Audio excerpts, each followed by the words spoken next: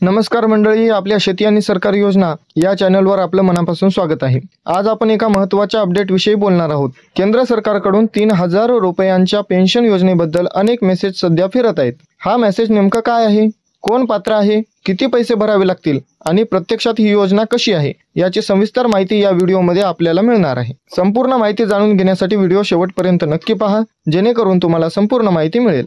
मित्रांनो, महाराष्ट्रातील अनेक लोकांच्या मोबाईलवर एक मेसेज येतोय। त्या मेसेजमध्ये काय लिहिलंय माहिती आहे का? तुम्हाला दरमहा 3000 रुपये पेन्शन मिळणार आहे। त्यासाठी फक्त 55 रुपये भरावे लागतील आणि अर्ज तुम्ही ग्रामपंचायत, नगरपंचायत, पंचायत समिती, जिल्हा परिषद, तहसील कार्यालय किंवा महानगरपालिकेत करू शकता। असा मेसेज आल्यावर तुमच्या मनात प्रश्न पडतो, खरंच का हे? आम्हाला लगेच 3000 रुपये मिळणार का? काही लोक हा मेसेज इतरांनाही दाखवतात आणि हे सुद्धा म्हणतात, हो खरंच अशी योजना आली आहे। पण इथे खरी गफलत होते, कारण हा मेसेज दिसायला आकर्षक आहे, पण प्रत्यक्षात यामागचं सत्य वेगळंच आहे। आता आपण त्याबद्दल सविस्तर माहिती घेऊया। आता एक महत्त्वाची गोष्ट नीट समजून घ्या। हा जो मेसेज आहे तो कुठल्या खाजगी कंपनीकडून किंवा कुठल्या अफवेतून आलेला नाही। हा मेसेज थेट केंद्र सरकारच्या योजनेशी संबंधित आहे। म्हणजेच ही योजना ई श्रम कार्ड धारक असंघटित कामगारांसाठी आहे। आता असंघटित कामगार म्हणजे कोण? ज्यांच्याकडे पीएफ अकाउंट नाही, जे सरकारी किंवा प्रायव्हेट नोकरीत नाहीत, रोजंदारीवर काम करणारे, छोटे मोठे कामगार, मजूर, शेतमजूर, हे सगळे लोक या योजनेत येतात। म्हणून जर तुमच्याकडे ई श्रम कार्ड आहे आणि तुम्ही असंघटित क्षेत्रात काम करता तर तुम्ही या योजनेला पात्र ठरू शकता। आता खरी गोष्ट बघूया।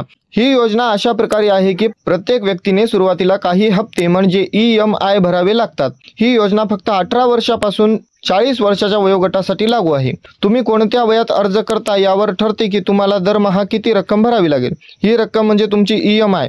उदाहरण द्यायचं झालं तर जर एखादी व्यक्ती 20 वर्षाची असताना या योजनेत सामील झाली तर तिला दरमहा थोडे पैसे भरावे लागतील। पण जर एखादी व्यक्ती 35 वर्षाची असताना अर्ज करत असेल तर त्याला जास्त EMI भरावी लागेल। या पैशातून सरकार सुद्धा तितकीच रक्कम जमा करतं आणि मग जेव्हा तुम्ही 60 वर्षाचे होता तेव्हा दरमहा 3000 रुपयांची पेन्शन सुरू होते। आता सर्वात जास्त फिरणारी गोष्ट, फक्त 55 रुपये भरले की पेन्शन, ही माहिती सगळ्यांसाठी लागू नाही। खरं काय? EMI तुमच्या अर्जाच्या वेळी वयोगटानुसार ठरते। म्हणजे 18 ते 20 वयात सामील झालात तर एक रक्कम आणि 35 ते 40 या वयात सामील झालात तर वेगळी, साधारणपणे जास्त रक्कम भरावी लागते। म्हणून प्रत्येकाला 55 रुपयेच हा समज चुकीचा आहे। प्रत्येकाला सारखी रक्कम भरावी लागत नाही। म्हटलं तर सोप्या भाषेत, वय कमी EMI कमी असू शकते, वय जास्त EMI जास्त असू शकते। म्हणून तुमचं अचूक वय बघूनच तुमची EMI ठरते। सगळ्यांसाठी एकच 55 रुपये बिलकुल नाही।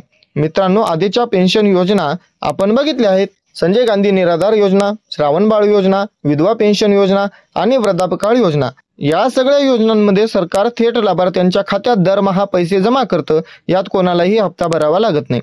पण ही केंद्र सरकारची नवीन योजना थोडी वेगळी आहे। यात सुरुवातीला तुम्हालाच काही रक्कम हप्त्यांमध्ये भरावी लागते, सरकारही त्यात आपली भागीदारी करतं आणि नंतर जेव्हा तुम्ही 60 वर्षाची होता तेव्हा तुम्हाला दरमहा 3000 रुपयांची पेन्शन मिळते। म्हणजे जुन्या योजनांमध्ये थेट पैसे मिळतात, तर या योजनेत सुरुवातीला गुंतवणूक करावी लागते आणि मग पुढे पेन्शन मिळते।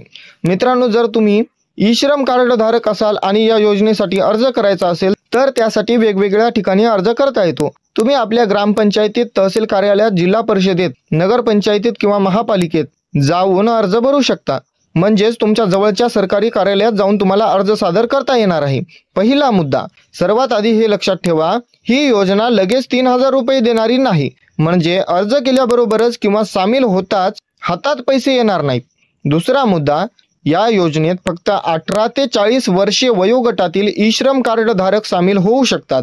म्हणजे जर तुमचे वय या मर्यादेत असेल आणि ई श्रम कार्ड असेल तरच तुम्ही हक्काने अर्ज करू शकता। तिसरा मुद्दा, यामध्ये तुम्हाला दर महिन्याला थोडासा हप्ता भरावा लागतो। तो हप्ता सरकार सुद्धा तितकाच भरते आणि मग जेव्हा तुमचे वय 60 वर्षे पूर्ण होते तेव्हा तुम्हाला आयुष्यभर दरमहा 3000 रुपये पेन्शन मिळत राहते। तर मंडळी, तुमच्याकडे ई श्रम कार्ड असल्यास तुम्ही या योजनेचा लाभ घेऊ शकता।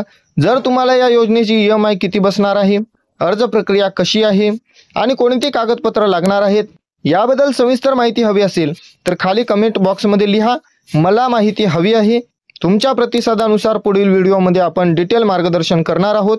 तसेच या विषयाशी संबंधित अजून माहिती आणि अपडेट्स जाणून घ्यायच्या असतील तर व्हिडिओच्या डिस्क्रिप्शनमध्ये दिलेल्या लिंकवर क्लिक करा आणि रोजच्या रोज सरकारच्या योजना आणि शेतीशी संबंधित अपडेट्स मिळवण्यासाठी आमच्या व्हॉट्सअप ग्रुपला जॉईन व्हा।